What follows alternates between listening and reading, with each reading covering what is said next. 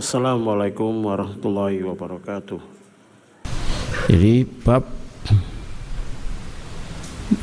kenapa Allah menelantarkan hambanya. Wasababul khidlan adamu solahiyatil mahal wa ahliyatihi wa qabulihi linikmati. Jadi kenapa Allah itu tidak memberi taufik hambanya, ya, tidak diberi taufik hambanya, ditelantarkan, dibiarkan dalam kondisi salah, atau ditelantarkan, dibiarkan mengurusi masalahnya sendiri, yang itu tetap juga salah. Ternyata sebabnya adalah adamu solahiyatil mahal, karena tidak ada kelayakan mahalnya itu, tidak ada kelayakannya, tidak layak. Jadi solahiyatil mahal, jadi tempatnya itu tidak bagus. Ya kayak tadi itu, kalau orang tadi ditanya, oh sok mana kata weni orang ini nggak pas diberi. Kenapa? Karena orang ini nggak cocok untuk diberi. Apa cirinya? Nggak bisa bersyukur, senyum saja tidak, sumringah tidak, mengucapkan terima kasih tidak, megeliati mana itu, megeliati. Orang seperti ini berarti besok lagi nggak usah diberi gitu. Kenapa? Karena ada musolahiyatil mahal, karena tempatnya tidak bagus, wa ahliyatihi, dan tidak layak,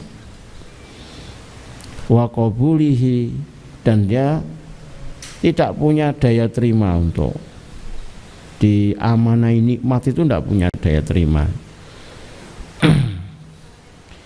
Isinya cuma ngersuloh, kufur, dan selalu membahas yang kurang saja gitu loh, yang tidak ada, yang tidak dia miliki. Jadi wa adamu qabulihi linikmah, jadi dia tidak punya apa, daya terima terhadap nikmat itu. Jadi dikasih nikmat itu ya datar saja, tidak ada rasa syukur. Apalagi ahliyati, kepakaran dia. Kalau orang itu pakar dalam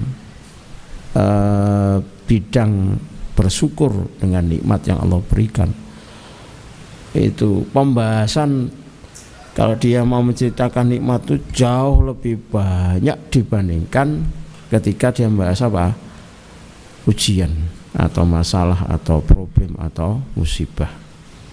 Yang ada di kepalanya ya semua nikmat yang ia mampu kenali, dibandingkan dengan apa yang ia sedang diuji, masalah yang dihadapi, musibah yang mendera dia. Dia anggap kecil masalah itu. Kalau orang punya kemampuan seperti ini, maka dia dikatakan ahliyatul mahal. Dia orang yang apa, memakari, ahli di dalam memiliki kelayakan orang yang paling banyak diberi taufik oleh Allah.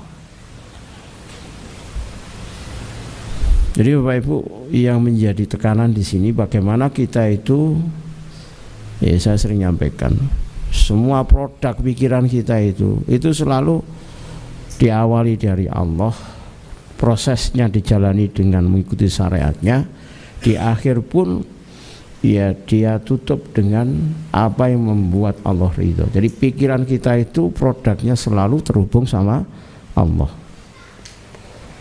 Ngomongnya ditata, disesuaikan dengan syariat, disesuaikan dengan maunya Allah, tidak terucap kecuali yang baik, tidak terucap kecuali menggambarkan penghambaan, ya, tidak terucap kecuali orang yang mendengarnya itu senang,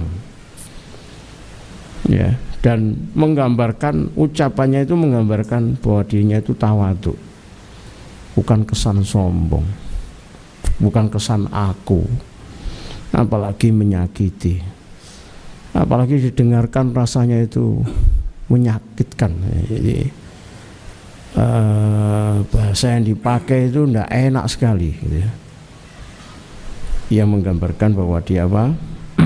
Ya, tidak memiliki kepakaran untuk menjadi orang yang layak diberi taufik oleh Allah banyak di pikiran ya. Nah, pikiran ini bergantung kepada apa?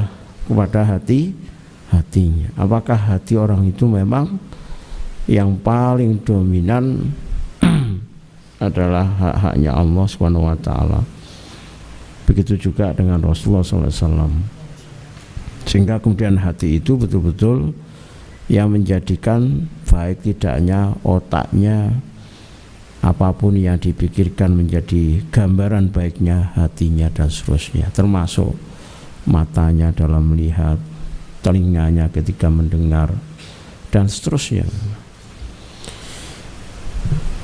Jadi sekali lagi bahwa sebab orang itu ditelantarkan oleh Allah karena kurang bagusnya tempat, mahal dirinya, lalu dia tidak dalam posisi layak wa ahliyati, kemudian dia tidak punya daya terima terhadap nikmat yang Allah berikan, yang tentunya dianggap dituntut yang baik atau yang terbaik.